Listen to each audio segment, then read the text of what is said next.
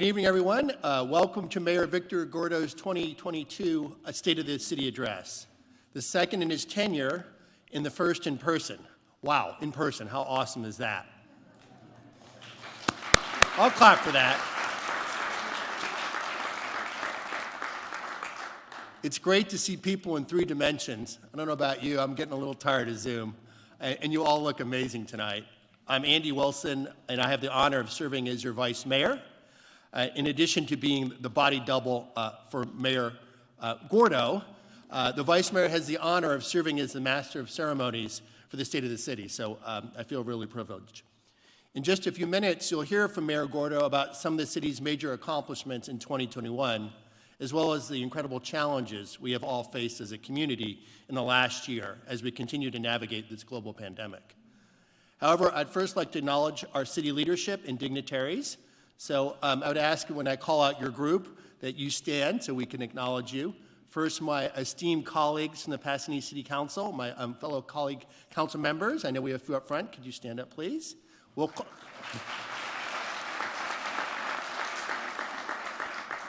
It's an honor and privilege to serve with all of you. We have, I know, a number of Pasadena City College trustees, so if you could stand and be recognized. Thank you all for your service and for sharing this lovely venue with us. Then I know we have representatives from Senator Portantino's and Assembly Member Holden's office, so if you could stand and be recognized as well. Dominic, Anne-Marie, welcome. I'd also like to acknowledge key city leadership, including our acting city manager, Cynthia Kurt. Cynthia, I saw you. Hi, Cynthia. Please stand up if you're recognized. We're so grateful for her service. City Attorney, I know Michelle Bagneris is here. Michelle, thank you. And our wonderful City Clerk, Mark Jomsky, and the rest of the city management team. So if you're on the city management team, please stand up. City Manager, thank you all. We could not have a city of Pasadena without your amazing leadership and service. And finally, I'd like to recognize all the members of our community who serve in voluntary roles on various commissions, committees, operating companies, and boards who selflessly give their valuable time in order to ensure Pasadena continues to be a phenomenal place to live and work. So if you're on a commission or a committee, could you please stand and be recognized?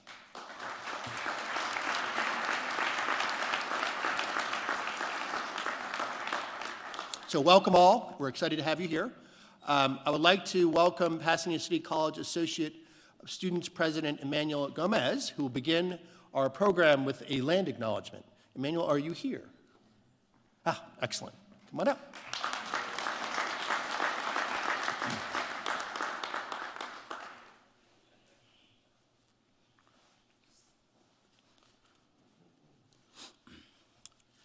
Pasadena City College is a learning community within the indigenous homelands of people who have been known as the Gabrieleño Band of Mission Indians of the Xixiquanga Village and Quiche Nation. Tonight, we acknowledge the painful history of genocide and forced removal from this land on which we gather. PCC and its faculty, staff, and students recognize that we're all simultaneously teachers, learners, and guests on these lands. This land acknowledgement is a small part of an ongoing process to be in working good relationship with the people of the land and embodying equity in our practices and policies. Thank you.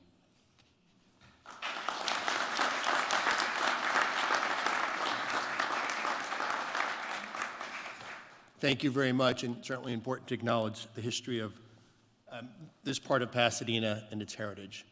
Now I'd like to introduce Pasadena City College Chamber Singers, led by Director Roger Guerrero. Guerrero, did I say that right? Who will be performing our national anthem. So I'm going to turn it over to the choir to sing the Star Spangled Banner. Please stand.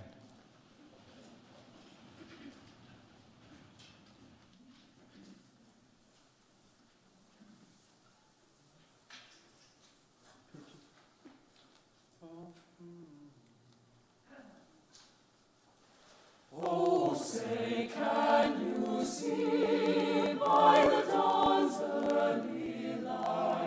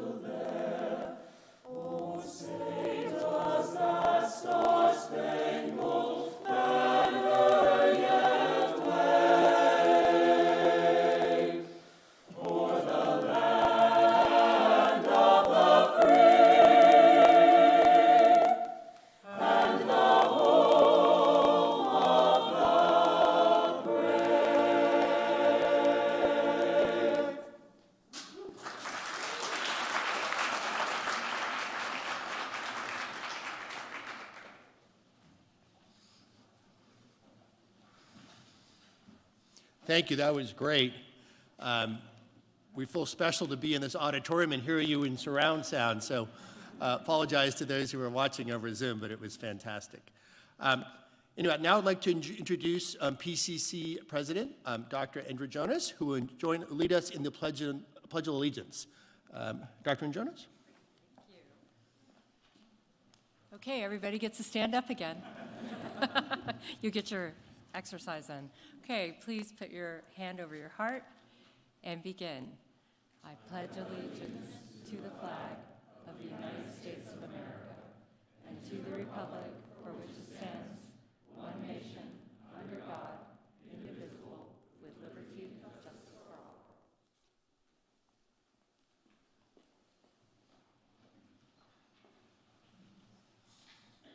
Wonderful, thank you for that. Now I'd like to welcome PCC student trustee David Ramirez to say a few words. David, you want to come join us?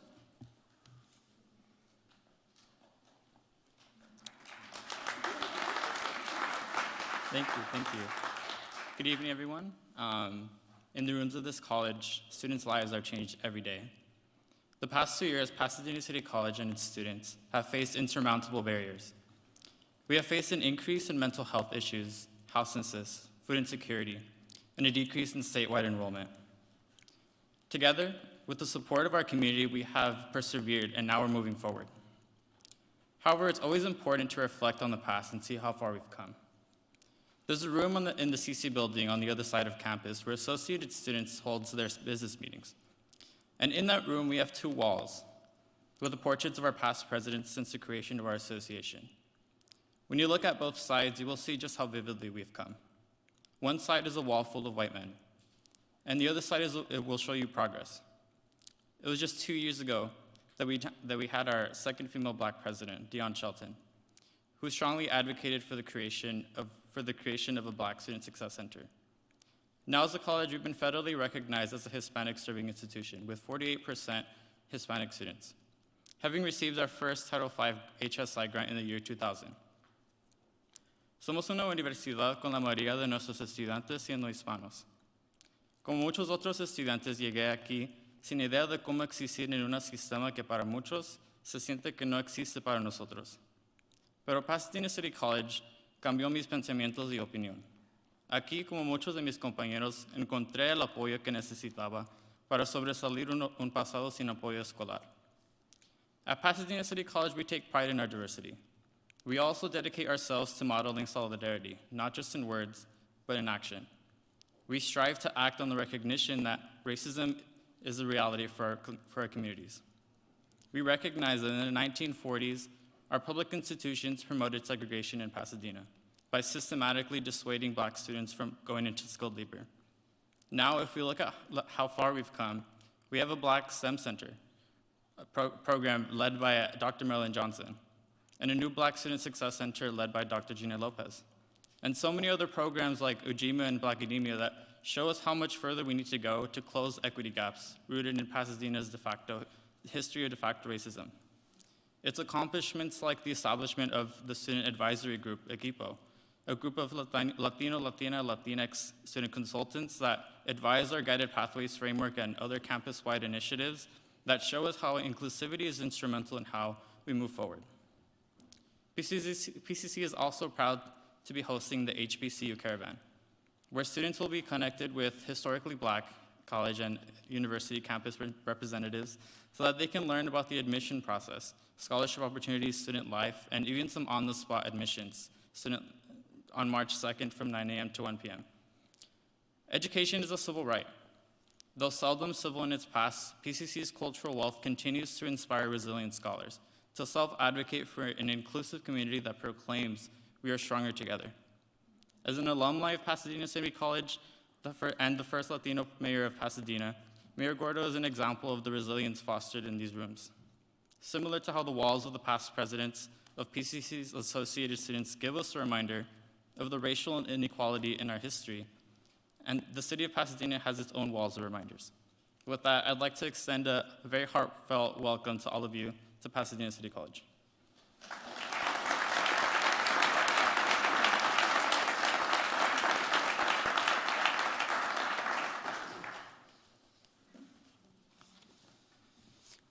Thank you, David, and it's obviously tremendous to have such an institution of higher learning, embracing diversity and inclusion, and thank you for carrying that message to all of us.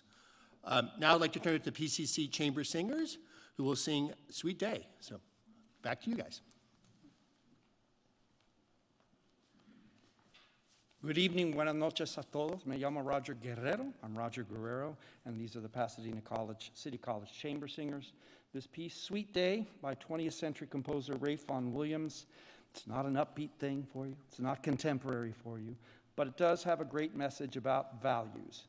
He uses the metaphor of nature to remind us that when day passes into night, when the flowers of spring fade, these things, goodness, love, virtue, honesty, integrity, these things chiefly live.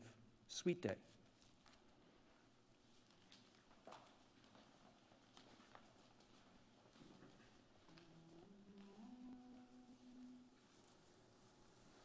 Sweet day, so cool, so calm, so bright, the bright of the earth and sky, the dew shall be thy fall tonight.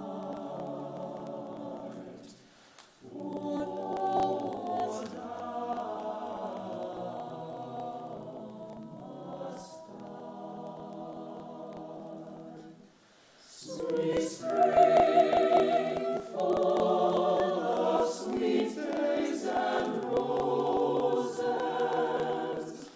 a box where sweets compacted lie. My music shows ye have your closes, and as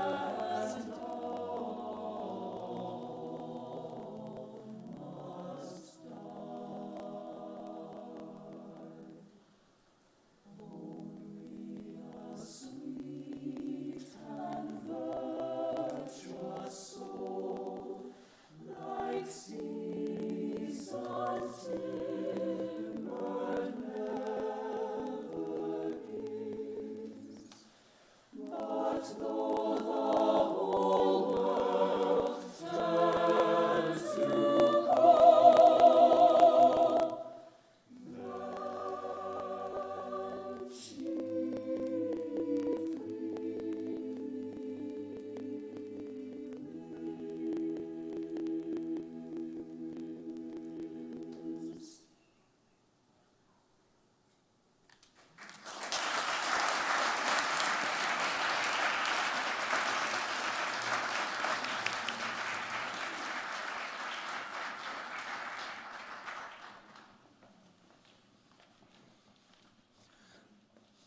That was great.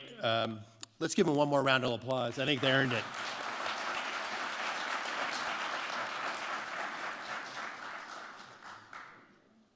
Now, as our tradition is to show our State of the City video, so I'm going to have them fire up our 2021 State of the City, our 2022 State of the City video. So roll video.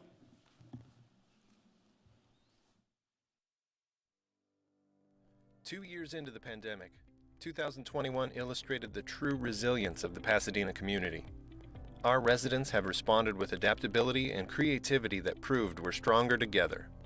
As of February 15, 2022, Pasadena is fortunate to have achieved a high vaccination rate in the city, with 92.4% fully vaccinated and 99.3% vaccinated with at least one dose.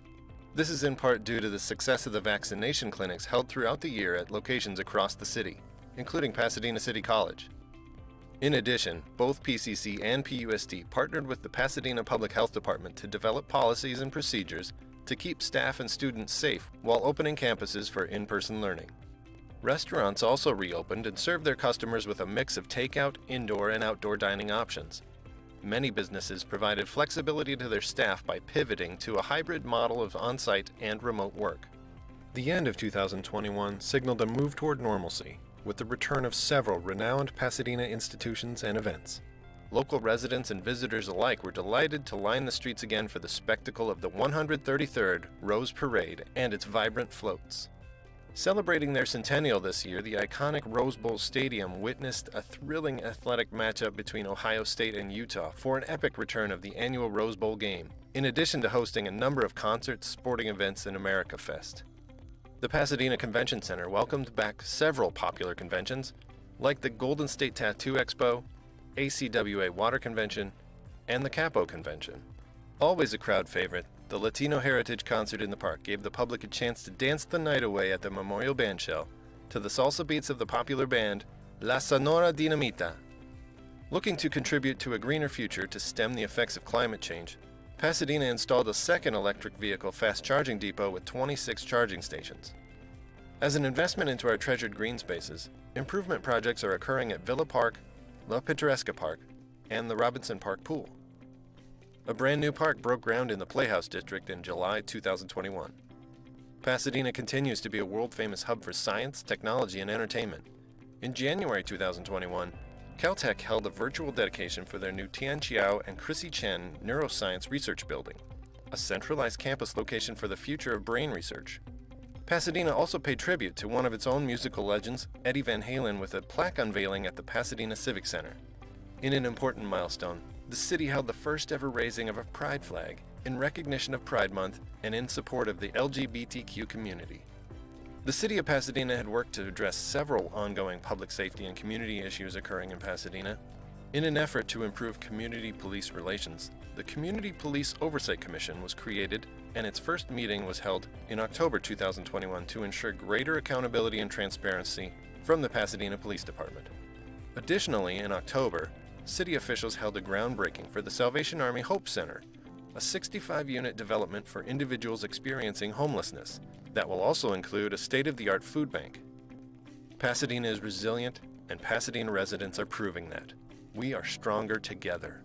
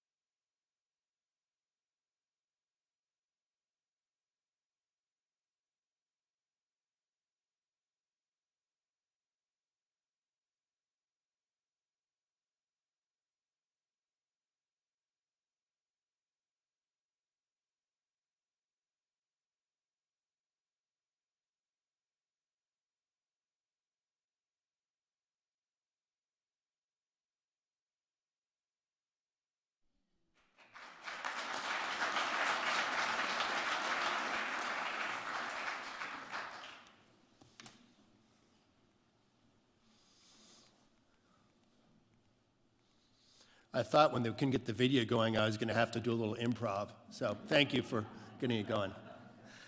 And also thank you for Pasadena Media for putting the video together.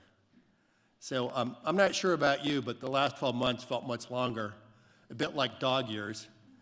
Despite a scary start of 2021, I was extremely hopeful last June when the vaccines were rolling out and our case counts plummeted to zero. Then, of course, we had the Delta variant, which was only to be outdone by Omicron early in 2022, which I contracted on New Year's Eve despite being vaccinated and boosted. I ended up having to isolate myself for 10 days, much to my family's chagrin, as I'm the primary cook and grocery shopper. Needless to say, my family has a new appreciation for my contributions to our household, which has allowed me to put in for a well-overdue pay raise. It's really been a roller coaster for all of us. Like many of you, I was hoping that this would simply end, but that doesn't appear to be the case. That being said, between evolving vaccines, effective treatments, and best practices, I'm hopeful that we will steadily find our way to a new normal. I'm proud of our community for working together to ensure no one was left behind as we navigated the second year of the COVID pandemic. Having participated, as I always do with my wife Liz, and many other volunteers in the annual homeless count early this week, it is obvious that we still have important work to do to ensure our entire community is living with dignity. I believe our success stems from a compelling combination of our shared compassion as citizens and committed leadership. Though the city has done much, which Mayor Gordo will touch on, I want to recognize those in our broader community. Our healthcare workers, homeless service organizations, food pantry operators, school teachers, volunteers, caregivers, parents, and so many others who have stepped up to address not just their personal challenges, but those of others. It truly takes a village during these difficult times. For sure, we haven't gotten everything right, but then again, this is uncharted terrain, hence the term once-in-a-lifetime pandemic. It is these types of challenges that make us stronger and more aligned as a community. We must continue to focus our energy on seeking solutions while rejecting the blame game that has plagued other communities. By working together, we will continue to tackle COVID and other pressing community issues, including homelessness, racial tensions, affordable housing, pedestrian safety, Central Library restoration, and the future of our dear Rose Bowl. Pasadena's ability to survive and at times thrive is achieved not only by individuals going the extra mile, but in combination with leaders stepping up to the plate. You've seen this in hospitals, schools, places of worship, workplaces, and institutions, including the city of Pasadena. Though I'm happy to be the mayor's wingman and enjoy jumping in when needed, it is Mayor Gordo who has consistently and thoughtfully led us through these difficult 12 months. Not only has he played a vital leadership role here in Pasadena, but also been a powerful voice at the regional level with the San Gabriel Valley Council of Governments, the newly formed Burbank-Glendale-Pasadena Regional Trust for Affordable Housing, and the County Sanitation District as they work to divert our organic waste stream and tackle other problems. These and other regional collaborations amplify advocacy while enhancing impact. No doubt, we have more challenging work in front of us. However, I'm confident that as a community, if we focus on what unites us versus what divides us, we can continue to move forward and make Pasadena a place we all love and others admire around the globe. Some may be aware that I've announced that I'm not running for re-election. So before I formally turn over the podium to my good friend, Mayor Gordo, I want to take a brief moment to thank the community personally for the opportunity to serve both as your vice mayor and the council member for District 7 since 2015. Be assured I'm not leaving Pasadena or recanting my commitment to public service, but just taking time to regroup and see how I might continue to best serve this amazing community. It has truly both been a pleasure and an honor. So with that, I'd like to turn over to Mayor Gordo for the 2022 State of the City Address. Victor?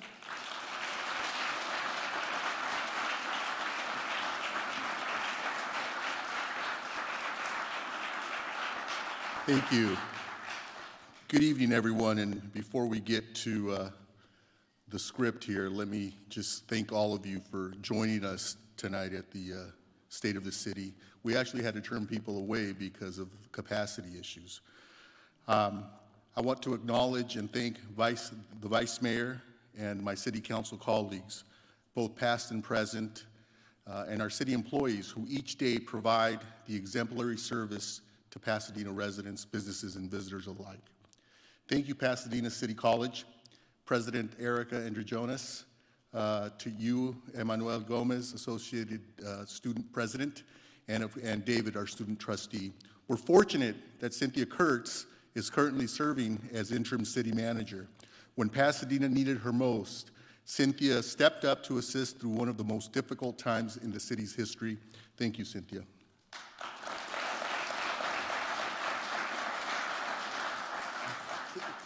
Thank you to all of you for the honor and privilege of serving as your mayor. As someone who arrived in this city as a monolingual Spanish-speaking 5-year-old, I'm proud to say that I serve as mayor of Pasadena. Thank you for that honor and privilege. With this opportunity, of course, comes a great sacrifice of time with my wonderful wife, Kelly, and my children, Michael and Emma. I thank them from the bottom of my heart for their unwavering support. Please stand and say hello.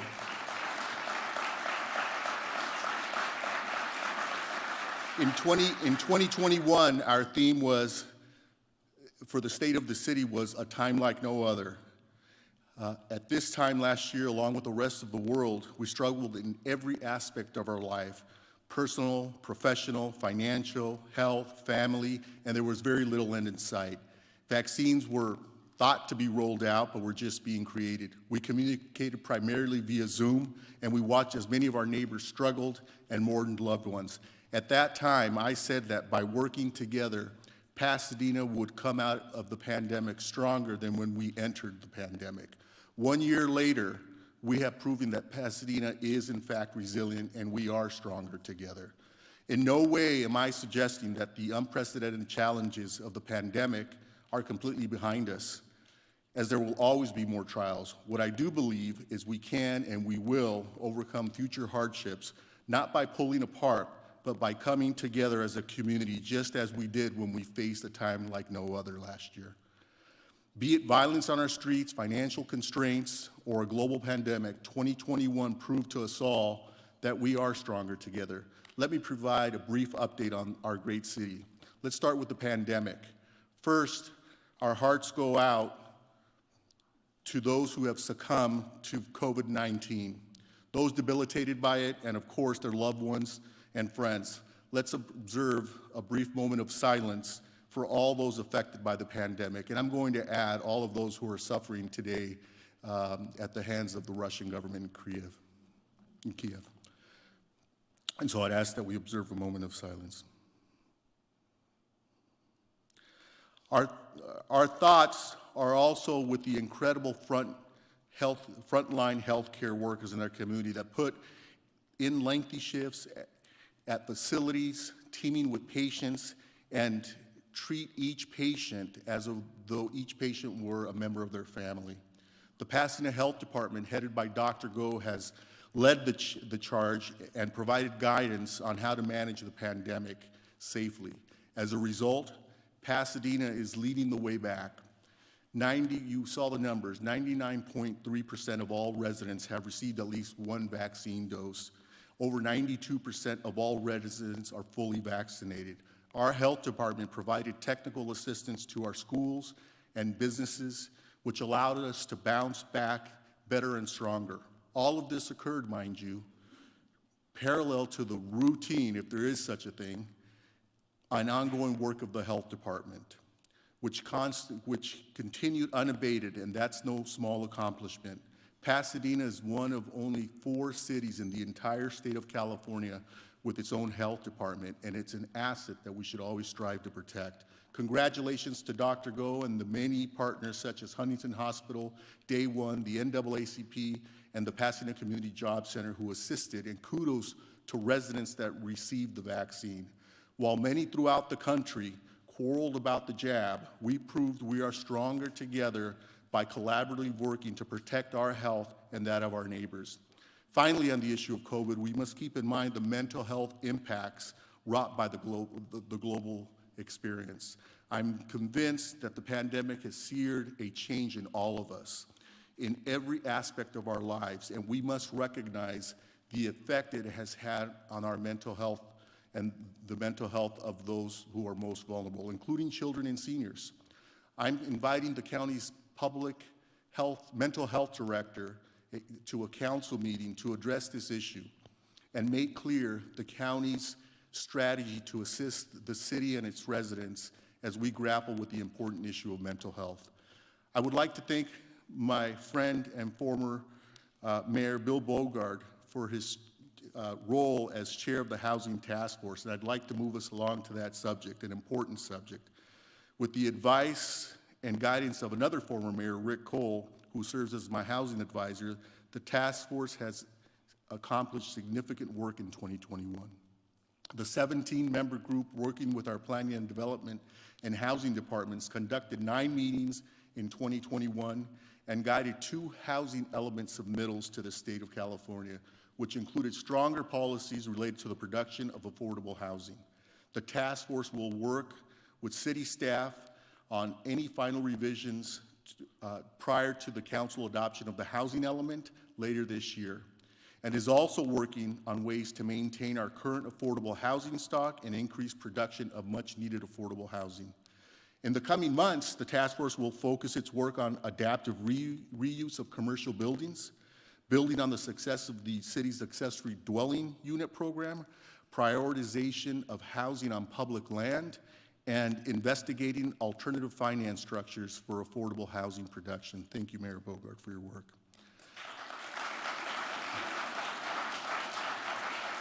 You know, we can't say enough about the need for affordable housing. Much like the entire state, affordable housing remains a challenge in Pasadena.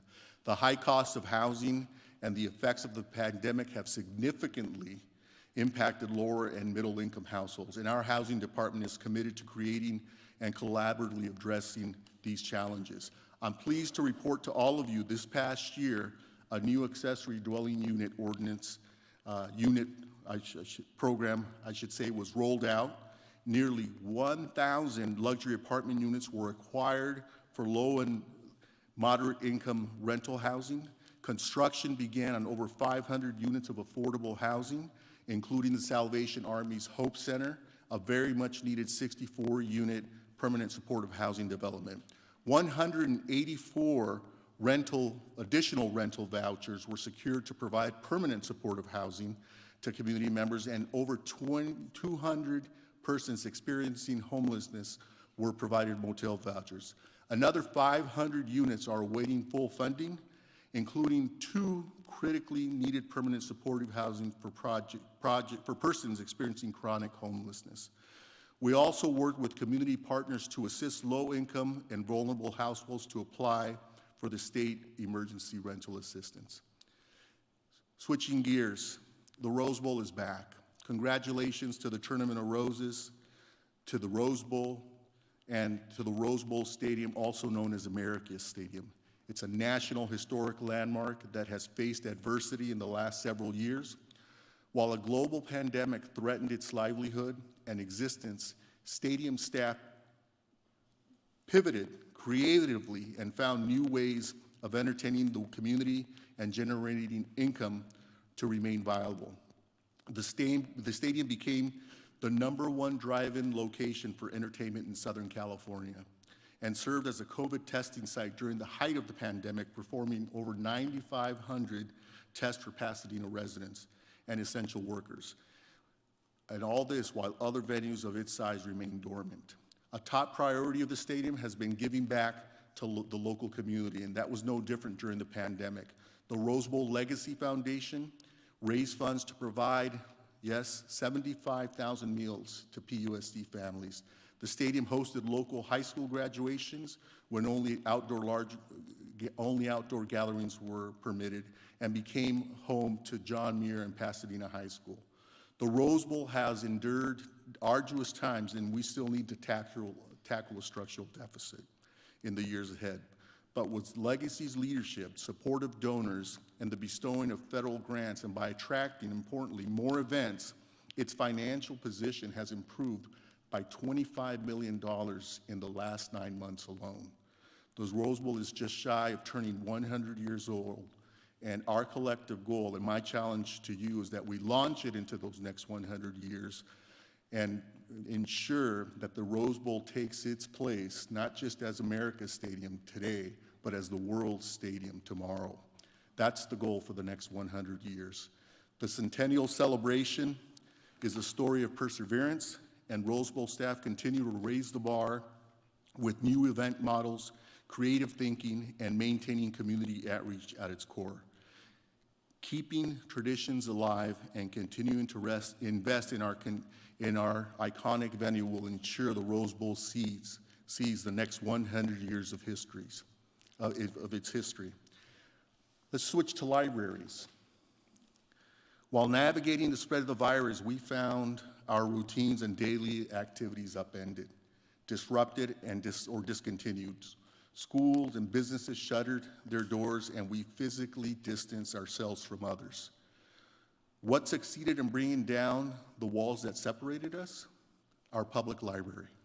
Our library system brought us back together through virtual programs that greeted over 49,000 attendees and welcomed an increase in website hits that exceeded 430,000 visitors. Over 38,000 research sessions were conducted on our library databases. More than 3,000 individuals, importantly, Emma and Michael, obtained a new library card. And dedicated library staff kept us informed, educated, and entertained with the circulation of nearly 615,000 books, DVDs, and other collections. Although our central library remains closed due to structural vulnerability, you can be sure it will reopen once again once the full assessment mitigation plan seismic retrofit is complete. We have already embarked on that process to re-envision the central library and have received $4 million from the state to help rehabilitate this civic jewel.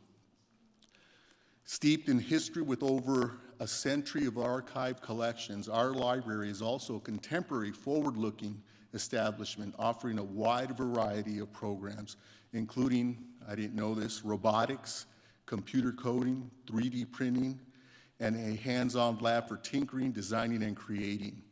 Our library now lends out free Chromebooks and free hotspots for Wi-Fi access regardless of need. Thanks to our friends of the Pasadena Public Library for providing those resources. Neil Gaiman, a popular English author, once said, "Google can bring back 100,000 answers. A librarian can bring you back the right one." There's no doubt in my mind he was talking about our Pasadena librarians. Thank you. Our fire and police department. We owe a debt of gratitude to the Pasadena Fire and Police Departments, who in the most difficult of circumstances continue to report to work and respond to service calls. During the last year, the fire department responded to over 17,000 emergency calls for service, of which nearly 3,200 were fire-related and a little over 13,000 were medical-related. The department assisted in 16 statewide mutual aid incidents during the second half of 2021 alone, implemented a professional standards unit, and the department's vacancy rate is the lowest it has been in 15 years.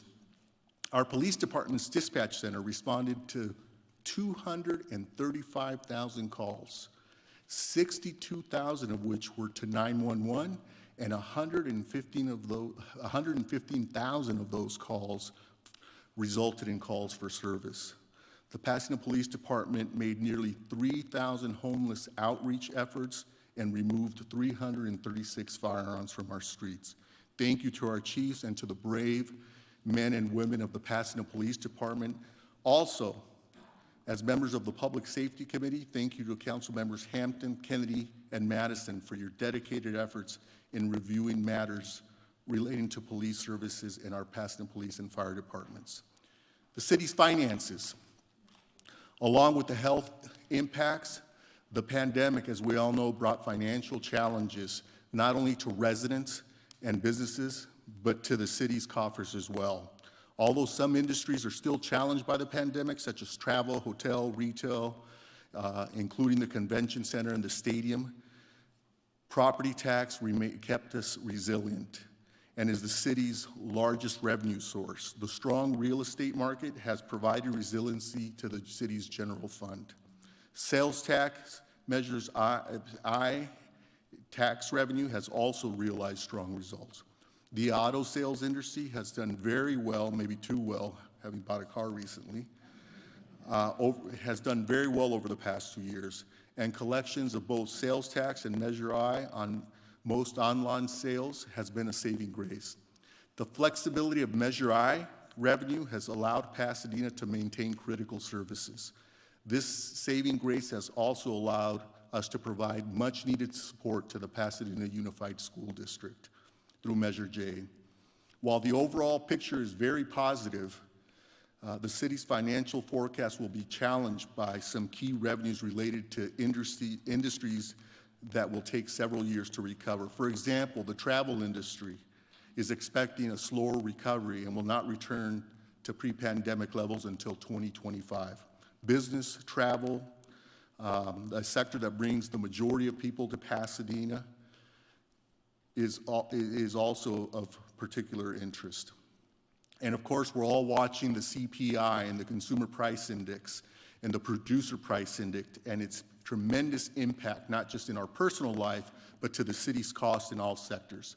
Under the guidance of the Finance Committee that includes Councilmember Williams, Councilmember Kennedy, Vice Mayor Wilson, the city will continue to watch national and global economic forecasts as Pasadena's revenues and expenditures are affected.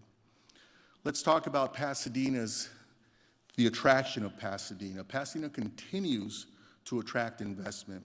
We anticipate, not too far from here, the Constance Hotel to reopen under new ownership this coming May.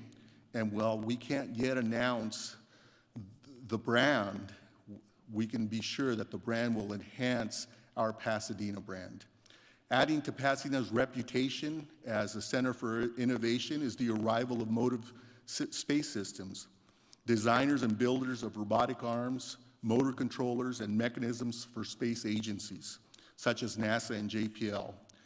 We're also welcoming Miso Robotics, a developer of artificial intelligence-driven robots to assist chefs in preparation of food.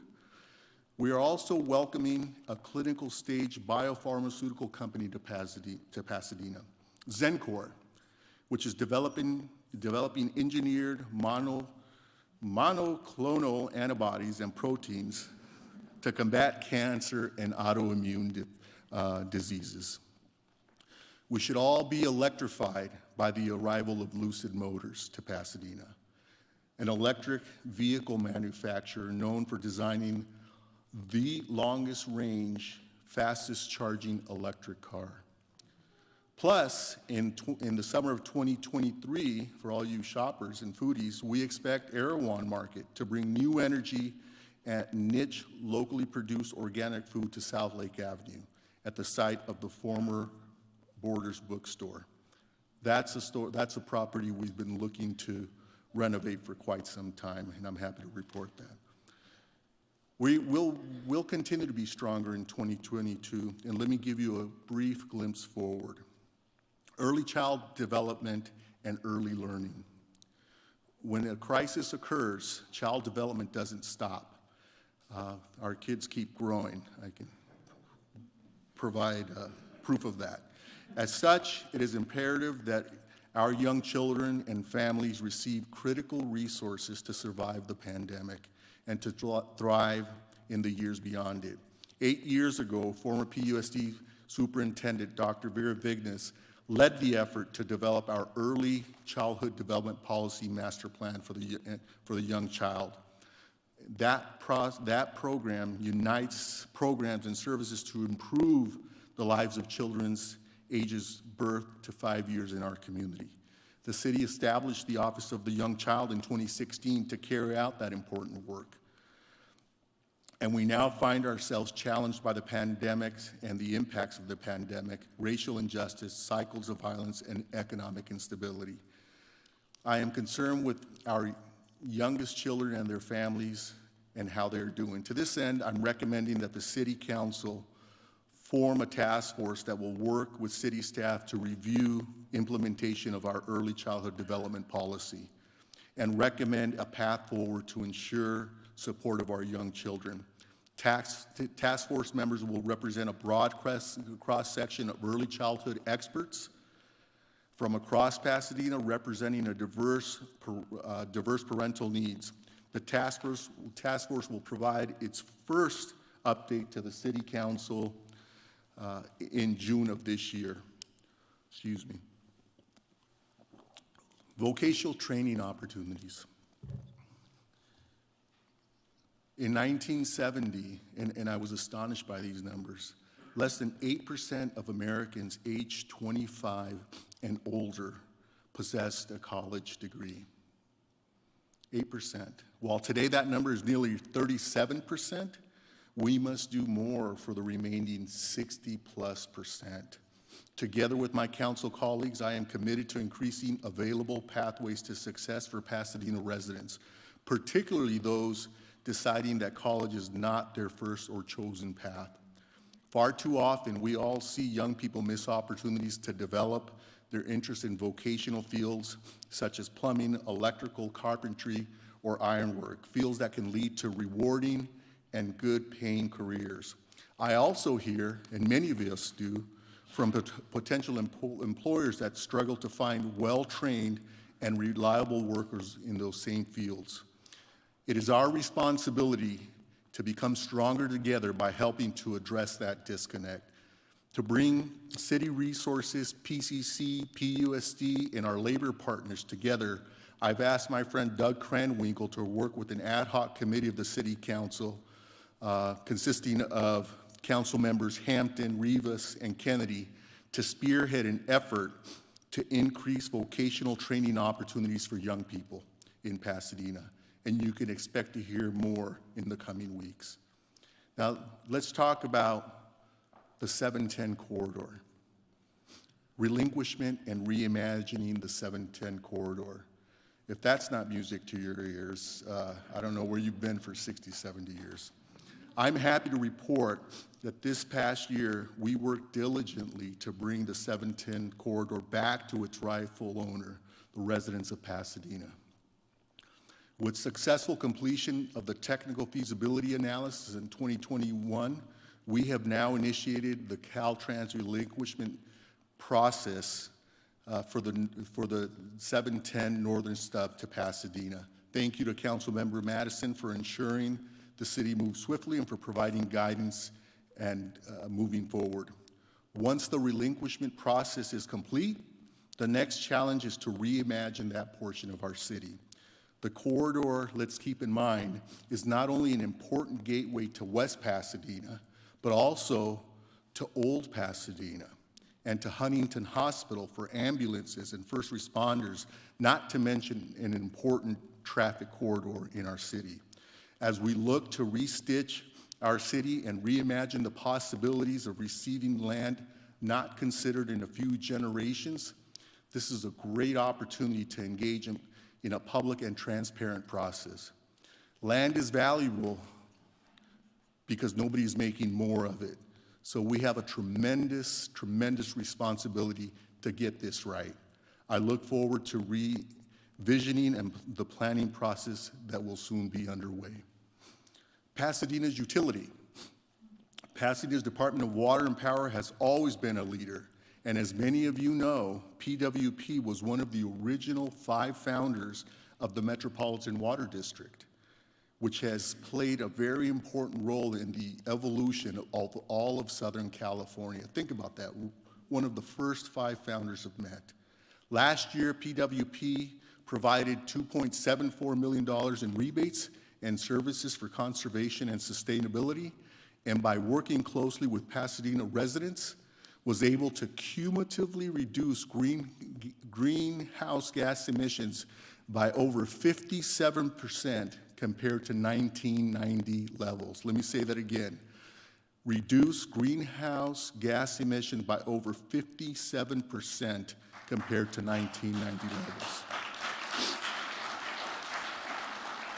Under the guidance of Vice Mayor Wilson, Chair of the Municipal Services Committee, PWP continues to lead by expanding its electrification efforts with several EV infrastructure expansion projects, most notably the recently opened Arroyo EV charging depot at the 110. This is Pasadena's second joint project with Tesla. Charging stations are conveniently located next to the 110 freeway and is traveled by a large number of commuters in the greater LA area, and it features 26 charging stations. The budget, for some time I've advocated for a revamped budget process. The current process involves a series of budget hearings before the Finance Committee in conjunction with the City Council, where departments are afforded a brief period to present an outline of their budget. The Finance Committee selects a department or two or an issue or two to dig into and recommends approval of an $892 million budget. I believe this is a rushed process that does not allow for a deep dive into budget priorities. We can and we will do better. We can make our budget process stronger, and we'll do that together. With the advice and consent of our city manager, this year's process will be different. Committees with subject matter responsibility over a department will review respective budgets and be able to dig into their programs. For example, the Public Safety Committee will review the police and fire department budgets, and the Municipal Services Committee will review the water and power budget. It's my hope that this process will allow for improved oversight by Pasadena's elected officials of precious city dollars and resources, and provide the public a better opportunity to review not only budgetary numbers, but also the effectiveness and efficiency of our programs and related expenditures. And switching gears, speaking of Cynthia, again, thank you to Cynthia for answering the call when our city needed you. I've joked with people that I don't understand why we're in a hurry to find the second best city manager when we already have the best in Cynthia. So unless we can convince Cynthia to extend her contract a few more years, hint, hint, we will see the arrival of a new city manager this calendar year. We retained a consultant and are now proceeding to solicit applicants. Selecting our chief executive is the most important decision the city council will make in the coming months. And I've appointed an ad hoc committee of the city council to guide the process along. In conclusion, let me re-emphasize that while we have much to improve and much work to do, today Pasadena is stronger together because we've worked and grown together during the most difficult of times. Be assured that your city council and your city staff is committed to continuing to build our community.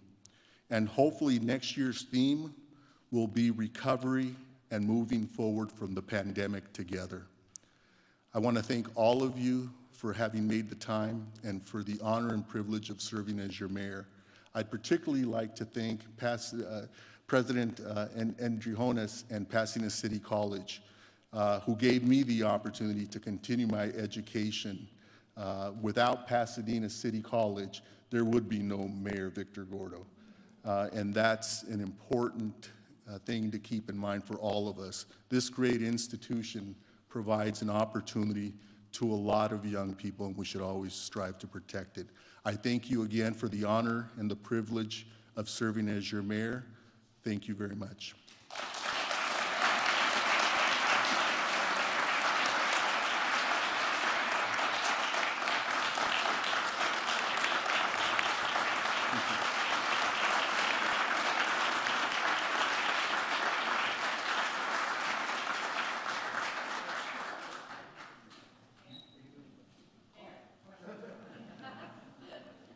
Yeah.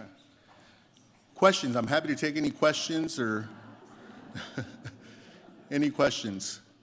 Let me start with asking, since I stepped off the stage a little prematurely, how are our businesses doing? I had the representatives of each of the business districts in the mayor's office, I think it was yesterday, and asked that question. And I'm happy to report to all of you that every one of our business districts, Old Pasadena, South Lake, the Playhouse District, is reporting to different levels of degree that they are back to pre-pandemic revenue. And that just shows the strength of our Pasadena, shows the strength of our Pasadena business community and the fact that people want to come to Pasadena. We are concerned, and they are concerned about the vacancy rate, and that's why looking at commercial buildings and what we do with those buildings will become very important. And so I look forward to doing that together with all of you. Any other questions? Since I asked my own and answered it.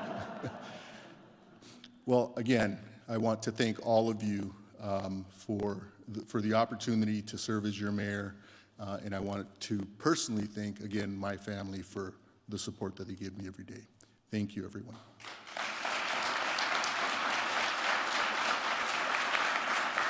Yeah, have you done?